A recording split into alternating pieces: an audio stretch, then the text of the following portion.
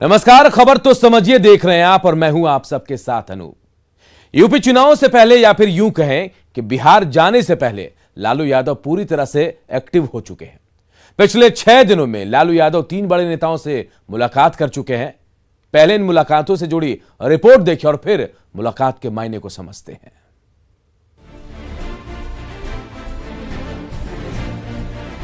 पिछले 6 दिनों में तीसरा और 2 दिनों में दूसरा मौका है जब लालू यादव ने दूसरे दलों के बड़े नेताओं से मुलाकात की। मुलाकात की ये 3 तस्वीरें बता रही हैं कि लालू अब पूरी तरह से एक्टिव हो चुके हैं। पहली तस्वीर लालू और शरद पवार की है। दोनों नेताओं की मुलाकात 29 जुलाई को हुई थी। दूसरी तस्वीर 2 अगस्त की है जब मुलायम सिंह यादव और लालू यादव की मुलाकात हुई थी। और तीसरी तस्वीर 3 अगस्त की है जब लालू शरद यादव से मिलने उनके आवास पहुंचे। मुलायम सिंह यादव के बाद लालू यादव शरद यादव से मिलने उनके आवास दिल्ली के 7 तुगलक रोड पहुंचे। लालू प्रसाद के साथ उनकी बेटी मीसा भारती और प्रेमचंद्र गुप्ता भी थे। मुलाकात के बाद लालू ने बताया कि वो पुराने लोगों से मिल रहे हैं, बात कर रहे हैं, सब लोग साथ हैं। सक्रिय हुए हैं, सभी विपक्षी लोगों से मिले, शरद पवार से, शरद यादव से, मुलायम सिंह से, सबको एकजुट करने की कोशिश होगी आपकी। पुराने लोग हैं, हम लोग तो एक थे, एक होना चाहिए सबको। हम लोग तो बीमार थे, यहाँ इलाज कराने आए हैं, सब लोगों को पुराने लोग नहीं कराए। लालू प्रसाद यादव ने जातीय जनगणना की मांग को भी दोहराया और साफ तौर पर कहा कि जातीय जनगणना होनी चाहिए। जनगणना का रिकॉर्ड है, ताकि अभी आंदोलन हम लोग और करने के बिहार में किया था और जातीय जनगणना होकर रहेगा और कमिटमेंट है पार्लियामेंट सारा रिकॉर्ड निकाल के देखिए। अभी जेटली जी ने जो बिहार में आंदोलन किया इसको लेकर के उन्होंने प्रकाशित किया था, फलाना राज्य में हो गया है, बिहार में नहीं किया। तो नीतीश कुमार तो नहीं किया कुछ। जाहिर है नीतीश कुमार भी जातिगत जनगणना के पक्ष में है। ऐसे में जब लालू से पूछा गया कि क्या उनके दिल में नीतीश के लिए जगह है, तो लालू ने क्या कहा आप खुद सुन लीजिए। सर, क्या लालू यादव के दिल में अभी जगह है नीतीश कुमार के लिए सर, या दरवाजे? जगह क्या होता है? जगह तो बनाता है, लोग बिगड़ते रहता है, साथ पर है। फिर से साथ आने की कोई संभावना है? जाहिर तौर पर लालू प्रसाद सक्रिय राजनीति की ओर लौटने का इशारा कर रहे हैं। आने वाले चुनाव से पहले सबको एकजुट करने की जुगत में है। दिल्ली से न्यूज़ 18 के लिए अमितेश कुमार की रिपोर्ट।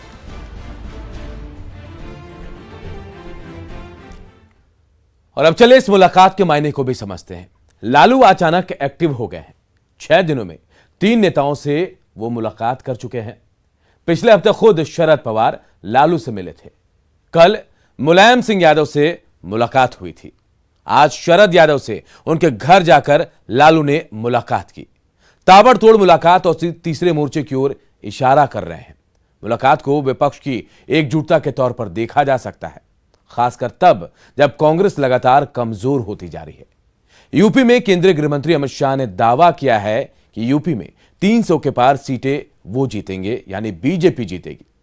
अमित शाह के दावे के बाद विपक्ष जो है वो बेचैन हो गया है। लालू, मुलायम, शरद की मुलाकात उसी बेचैनी का नतीजा है। यूपी चुनाव से पहले लालू एक्टिव हो गए हैं और सियासत के ये पुराने खिलाड़ियों ने अब अपना जाल बिछाना जो है वो शुरू कर दिया। और इस मुलाकात के मायने यही है कि आने वाले वक्त में इनका साथ भी सबको दिखेगा। इधर जातीय जनगणना का मुद्दा अब तूल पकड़ने लगा है। बिहार की सियासत के 2 ध्रुव यानी लालू और नीतीश एक मुद्दे पर एक है। मतलब लालू और नीतीश दोनों देश में जातीय जनगणना चाहते हैं। जातिगत जनगणना की बात की गई और 2019 में पास हुआ सर्वसम्मति से, और विधानसभा में 2020 में भी हुआ। उस दिन 19 में तो विधानसभा विधान परिषद दोनों जगह हुआ। ये सब वहाँ भेजा गया और इसके बारे में हम लोग बातचीत करते रहे, ऐसा नहीं है। लेकिन इसके बारे में जो विपक्ष की तरफ से एक सुझाव आया कि सब लोगों को मिल करके माननीय प्रधानमंत्री जी से मिलना चाहिए और ये कहना चाहिए, तो हमसे मिले। हमने कहा कि नहीं, ठीक है, ये सभी के हित में और जनगणना हो जाएगी। पहले हुआ करता था, अंग्रेजों का राज था तभी हुआ करता था, बाद में नहीं हुआ है। तो अगर एक बार भी कम से कम हो जाएगा तो अच्छी बात है ना, एक एक चीज की जानकारी मिलेगी और सबके हित में आप बेहतर काम कर सकते हैं। गठबंधन तो इतने दिनों से चल रहा है और गठबंधन कितना बढ़िया से एक दूसरे के साथ मिलके काम करता है, तो यहाँ तो कोई दिक्कत नहीं है। लेकिन कोई बात है तो जरूर अपनी पार्टी के लोगों से बात करना चाहिए, कोई बात हो। नहीं सब छोड़िए। मुख्यमंत्री जी एक सवाल, अंतिम सवाल मुख्यमंत्री जी एक सवाल, ये जो कास्ट अरे अब सेंसस हम की- तो हाँ। यहाँ की सेवा करते करते अब क्या अभी सब कोई हमारे मन में कोई आकांक्षा कोई इच्छा वगैरह नहीं। और जहाँ तक आप बात कर रहे हैं चौटाला साहब का, तो उनके प्रति तो हम लोगों के मन में आज से नहीं बहुत जमाने से सम्मान है ना। तो इसलिए सब लोग एक जमाने में दल में एक ही दल में रहे, फिर अलग अलग सब लोग हो गए वो अलग बात है, लेकिन जो एक रिश्ता है वो रिश्ता है। जातीय जनगणना होकर रहेगा और कमिटमेंट है पार्लियामेंट का, सारा रिकॉर्ड निकाल के देखिए। अरुण जेटली जी ने जो बिहार में आंदोलन किया इसको लेकर के, तो उन्होंने प्रकाशित किया था फलाना फलाना राज्य में हो गया है, बिहार में नहीं किया। तो नीतीश कुमार से नहीं किया कुछ। और जरा इस खबर के मायने को भी समझते हैं। तो देखिए, लालू और नीतीश कुमार जो हैं एक दूसरे के धुर विरोधी हैं, लेकिन जातीय जनगणना के मुद्दे पर दोनों की राय बिल्कुल एक है। 4 दिन पहले तेजस्वी ने नीतीश कुमार से मुलाकात की थी और कल अमित शाह से जेडीयू सांसदों ने मुलाकात की। विधानमंडल से 2 बार जातिगत जनगणना को लेकर प्रस्ताव जो है वो पहले ही पारित हो चुका है। इसके अलावा देखिए, 18 फरवरी पहली बार, 2019 को पहली बार प्रस्ताव पारित हुआ और जबकि दूसरी बार 27 फरवरी 2020 को सर्वसम्मति से प्रस्ताव पारित हो चुका है। केंद्र सरकार को यह प्रस्ताव भेजा भी गया, लेकिन केंद्र ने साफ कर दिया कि जातिगत जनगणना जो है वो नहीं होगी। लेकिन लालू यादव भी चाहते हैं और नीतीश कुमार भी चाहते हैं कि जातिगत जनगणना होनी चाहिए। मॉनसून सत्र में सरकार और विपक्ष का घमासान गंभीर होता जा रहा है। सदन की कार्यवाही रोजाना ठप हो रही है और विपक्ष एकजुट होकर सरकार से मोर्चा लेने को तैयार है। राहुल गांधी की अगुवाई में आज 14 विपक्षी दलों ने पहले बैठक और फिर संसद तक साइकिल मार्च कर सरकार को संदेश दिया। ये रिपोर्ट देखिए और फिर जानिए कि विपक्ष जनहित के मुद्दों को लेकर कितना संजीदा है।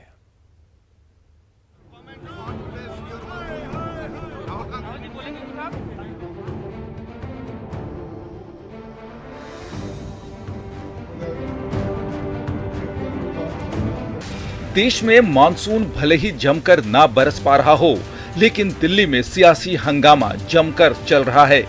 19 जुलाई से शुरू हुए संसद सत्र में चर्चा को लेकर सरकार और विपक्ष में महाभारत जारी है। विपक्ष पेगासस जासूसी कांड को लेकर सरकार पर हमलावर है और सरकार पर चर्चा से भागने का आरोप लगा रही है, तो केंद्र सरकार इसे नकारते हुए विपक्ष पर पलटवार कर रही है। पेगासस इश्यू ये बहुत बड़ा मुद्दा है देश के लिए। हो सकता है देहातों में इसका चर्चा नहीं होगी, लेकिन देश के संविधान के रक्षा के लिए, देश के एक लिबर्टी, प्राइवेसी, इसको जो हिफाजत करने के लिए हम सभी लोग एक होकर इस इश्यू को लड़ना चाहिए। हमने बार बार ये कह रहे, आज प्रधानमंत्री जी ये भी कहा कि शुरू से हम कह रहे हैं हम चर्चा के लिए तैयार है और एक माहौल बनाने का कोशिश चल रहा है कि बिल इज ऑफ गवर्नमेंट। हम चर्चा की मांग करते हैं तो सरकार ने हमें चर्चा का मौका देना चाहिए, हमारे मन की बात सुननी चाहिए। हम आपके मन की बात हमेशा सुनते हैं। केंद्र पर दबाव बनाने के लिए संयुक्त विपक्ष ने संसद तक साइकिल मार्च किया। विपक्ष इस मार्च के जरिए महंगाई, किसान और पेगासस के मुद्दे पर सरकार को घेरने की कोशिश कर रही है। आपको बता दें कि इससे पहले दिल्ली के कॉन्स्टिट्यूशनल क्लब में राहुल गांधी की अध्यक्षता में 14 विपक्षी दलों ने बैठक कर एकजुटता का संदेश दिया। तो बीजेपी संसदीय दल की बैठक में सरकार ने भी विपक्ष के मुद्दों की काट के लिए रणनीति तैयार की। हालांकि विपक्ष की बैठक में आप और बीएसपी शामिल नहीं रही, लेकिन शिवसेना, एनसीपी और टीएमसी समेत लगभग पूरा विपक्ष इस बैठक में शामिल रहा, जिसका संदेश साफ था कि सरकार जनता की आवाज सुने। लेकिन 100% का सवाल है कि पहल किसकी ओर से होगी, क्योंकि सरकार और विपक्ष दोनों चर्चा का दावा तो करते हैं, लेकिन हंगामे के लिए भी पूरी तरीके से जिम्मेदार दिखते हैं। Bureau report, news 18 network. अब जरा इस खबर के मायने को भी समझते हैं। संसद का मॉनसून सत्र जो है इस वक्त चल रहा है। हर रोज हंगामे की वजह से कार्रवाई हंगामे की भीड़ चढ़ रही है। विपक्ष के हंगामे की वजह से कार्रवाई स्थगित तक हो रही है। सरकार हर मुद्दे पर चर्चा को तैयार भी है, लेकिन विपक्ष है कि वो पेगासस मुद्दे की आड़ में सियासत कर रहा है। आप ये जानकर हैरान हो जाएंगे कि संसद की 1 घंटे की कार्रवाई में लगभग 1.5 करोड़ रुपए का खर्च आता है, यानी 1 मिनट पर 2.5 लाख रुपए का खर्च। ये सारे पैसे जनता के हैं। मतलब साफ है कि विपक्ष जो है वो जनता के पैसों को बर्बाद कर रहा है। धनबाद से एक बड़ी खबर इस वक्त आ रही है। जज उत्तम आनंद की पोस्टमार्टम रिपोर्ट जो है वो इस वक्त आ गई है। जबड़ा और सिर की हड्डी कई जगह पर टूटी हुई थी। पोस्टमार्टम रिपोर्ट में लिखी हुई है सिर पर गंभीर चोट लगने से मौत हुई है। पोस्टमार्टम रिपोर्ट में कहा गया कि सिर में गंभीर चोट लगने से जज जो है उत्तम आनंद उनकी मौत हुई है और शरीर में 3 जगह बाहरी चोट है, जबकि 7 जगह अंदरूनी चोट भी लगी है।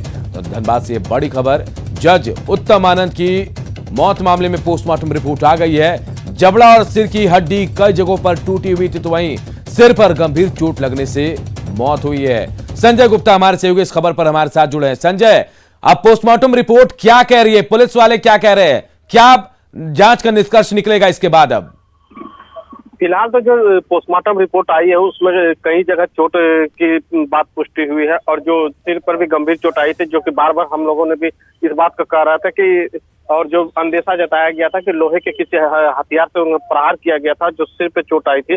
पर आखिरकार जो पोस्टमार्टम रिपोर्ट अब जो सामने आई है तो उसमें साफ तौर पर दिखा रहा है कि सिर पर गंभीर चोट आई थी, हड्डी टूटी हुई थी और जो ये दर्शा रहा है कि जो टक्कर हुई थी वो बहुत ही तेजी से हुई था और जो मौत का कारण है हेड इंजरी हुई थी। हालांकि पुलिस जो है तो इस मामले में भी फिलहाल कुछ नहीं कर रही है।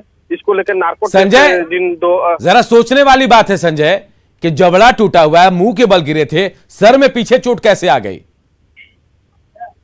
इसी बात को लेकर बार बार जो है तो जांच हो रही है कि आखिर किस लोहे के हथियार पे जज के सर पे चोट लगी थी। क्या जो वहां पर दूसरा व्यक्ति ऑटो चालक के साथ बैठा हुआ तो उसने प्रहार किया था, जो टेम्पो जो ऑटो से टक्कर लगी थी उसके किसी रड जो बाहर निकले होते उनसे चोट लगी थी। इन्हीं सब चीजों की जांच हो रही है और आज जो है दोनों आरोपियों जो है तो उसको नार्को टेस्ट और ब्रेन मैपिंग के अलावा 4 टेस्ट के लिए कोर्ट में अर्जी दी गई थी पुलिस के द्वारा, जिसकी अनुमति अब मिल गई है। बिल्कुल, तो अब शायद ये भी हो सकता है कि पोस्टमार्टम रिपोर्ट के आने के बाद अब जांच की दिशा थोड़ी बदल सकती है। तो बड़ी खबर इस वक्त हम बता रहे हैं, जज उत्तम आनंद की मौत मामले में पोस्टमार्टम रिपोर्ट जो है वो आ गई और जबड़ा और सिर की हड्डी का जगह टूटने की बात भी इस पोस्टमार्टम रिपोर्ट में लिखी और साथ ये भी कहा गया कि सिर पर गंभीर चोट लगने से मौत हुई है।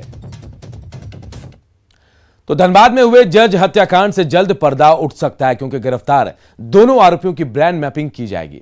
नार्को टेस्ट सहित 4 टेस्ट जो हैं गुजरात के FSCA प्रयोगशाला में कराई जाएगी, जिसकी अनुमति कोर्ट से मिल चुकी है। इधर एक बार फिर हाईकोर्ट ने सरकार की स्टेटस रिपोर्ट पर नाराजगी जताई है। जज हत्याकांड के आरोपियों की होगी ब्रेन मैपिंग। गिरफ्तार दोनों आरोपियों का होगा नार्को टेस्ट।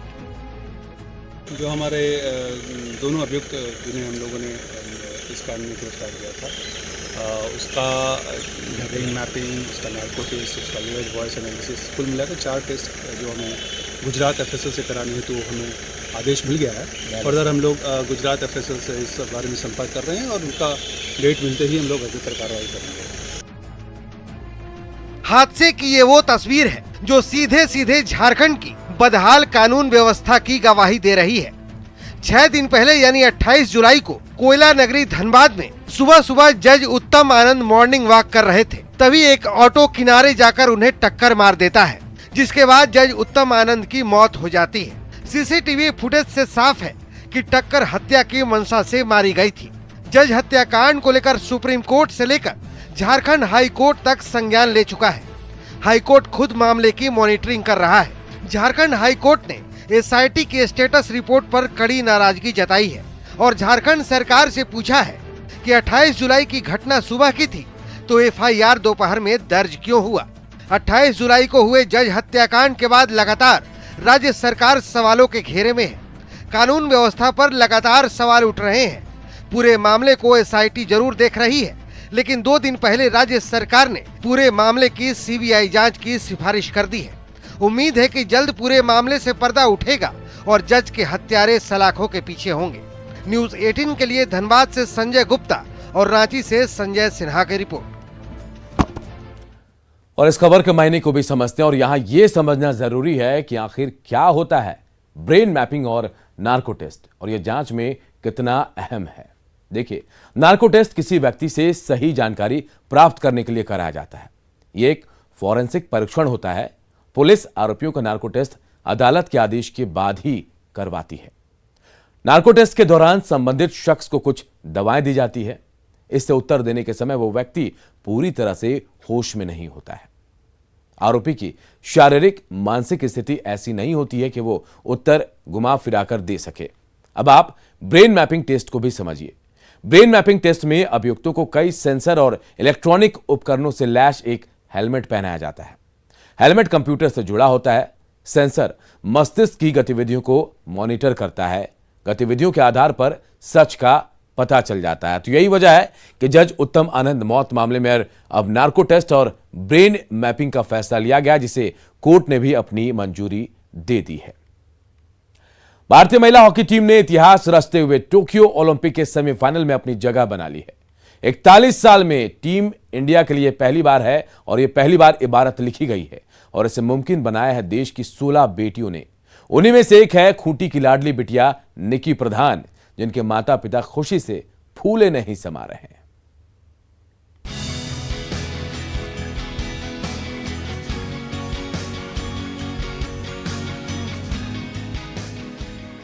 इसी घर की लाडली बिटिया निक्की प्रधान जब अपनी हॉकी स्टिक के साथ तेज रफ्तार ग्राउंड में उतरती है तो विरोधी टीम के पसीने छूट जाते हैं। और इन्हीं गलियों में खेल कूद कर बड़ी हुई वही निक्की बिटिया ने जब टोक्यो ओलंपिक के हरे भरे ग्राउंड में मजबूत किलेबंदी की तो 41 साल बाद देशवासियों को वो ऐतिहासिक दिन देखने का मौका मिला, जिसकी बदौलत भारतीय महिला हॉकी टीम एक के बाद एक दक्षिण अफ्रीका, आयरलैंड और ऑस्ट्रेलियाई टीम को पछाड़कर सीधे सेमीफाइनल में पहुंच गई। खेल में गई है वो ओलंपिक में, हम बहुत खुश हैं, बहुत गर्व महसूस कर रहे हैं और हमारा उम्मीद है, पूरा भरोसा है कि वो गोल्ड मेडल लेकर आएगी। यानी आपने मैच देख। निक्की बचपन से ही फुर्तीली और चंचल चपल थी। वो हॉकी जैसे खेल के लिए सबसे जरूरी है। जब इन धूल धूसरित गलियों में वो लकड़ी के डंडे के साथ दौड़ लगाती थी तो लगता था कि एक न एक दिन उनकी ये बेटी जरूर कुछ कर दिखाएगी। आज जब उन्हीं गलियों से निकलकर उनकी प्यारी बिटिया दूर देश में अपनी चमक फैला रही है तो माता पिता का सीना गर्व से चौड़ा हो गया है और अब उन्हें इंतजार उस ऐतिहासिक पल का है जब सेमीफाइनल और फाइनल मैच में दनादन गोल दागते हुए भारत की चैंपियन बिटिया गोल्ड मेडल देश की झोली में डाल दे। देश के लिए खेला थे, हमारे के बहुत गर्व महसूस है। अच्छा से खेलो, बढ़िया से खेल के जीत हासिल करके आओ। तो देश की बेटियां इस समय पदक से महज 2 कदम दूर हैं। पहली जीत चांदी दिलाएगी तो दूसरी जीत से सोना पक्का हो जाएगा। तो इस ऐतिहासिक पल को साकार करने के लिए पूरे देश का आशीर्वाद देश की बहादुर बेटियों के साथ है। संजय सिन्हा, न्यूज़ 18, रांची।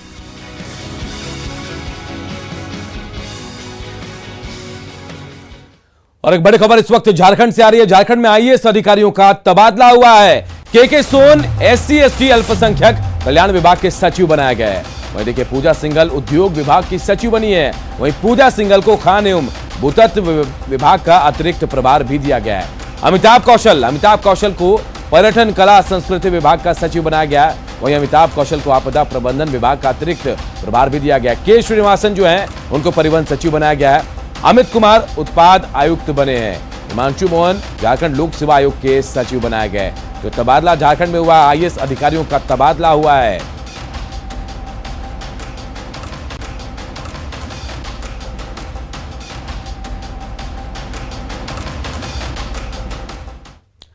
और इस बुलेटिन में इतना ही, लेकिन खबरें लगातार जारी है। देखते रहिए न्यूज़ 18 बिहार झारखंड।